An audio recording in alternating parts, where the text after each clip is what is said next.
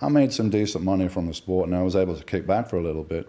And I think question the nature of reality and what life's all about and everything. Is a big question we should all be asking pretty much all the time. Brian and I are asking it all the time. You've got to be asking this question all the time. What we're here, what we're doing, what's it all about, you know? All this kind of stuff. So I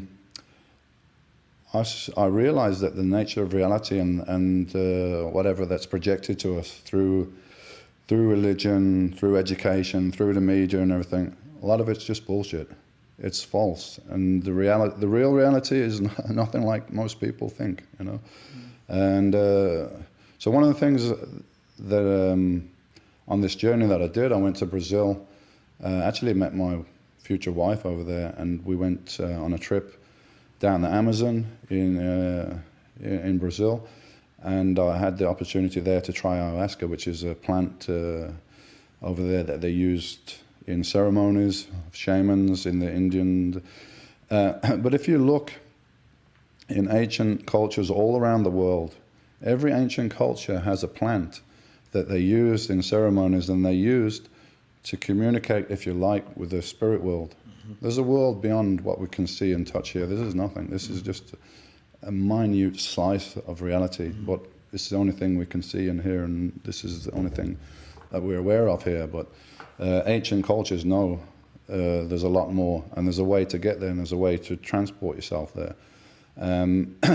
So every culture, whether it be mushrooms, ayahuasca, there's tons of plants that ancient cultures use in order to do this. And I tried ayahuasca in Brazil, and I got to be honest, it was like something I would never do again, because it made me as sick as you can. I mean, this stuff was just like drinking paint stripper. It was just to get it down was a chore, you know. And I was, you know, the guy that gave me was an Indian. He said, listen, man, he said, you're going to throw up. He said, when I took it, I threw up, I shit myself and everything. So I just met my future wife, and I said, look, I'm going to take this stuff now. And she said, oh, I'll look after you. I said, I'm probably going to puke and shit myself, so if you still fancy me after this, it's got to be on, you know? So yeah, she looked after, babysat me I slept laid out on a kind of a beach on the Amazon there, and took this stuff.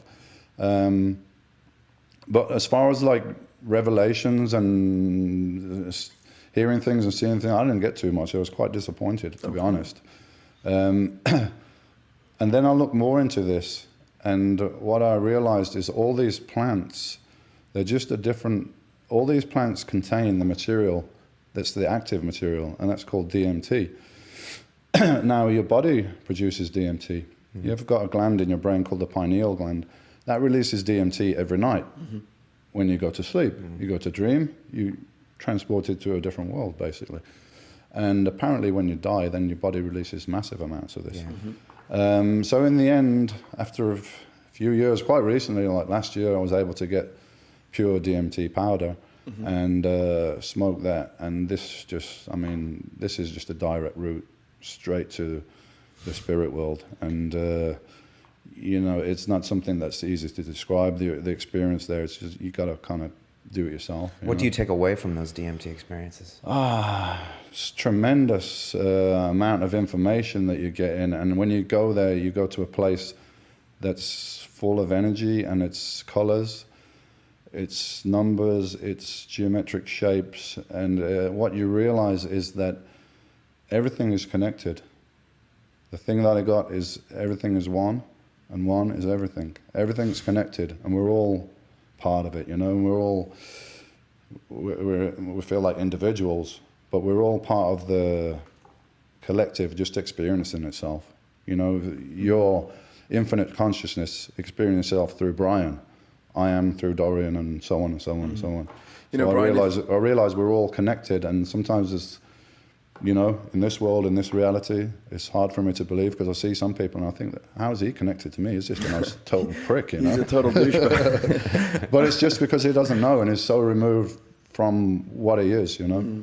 I guess that's what it is, and that's the biggest thing. And I was spoken to by, if you want, by God, but it wasn't. It was me as well, you know.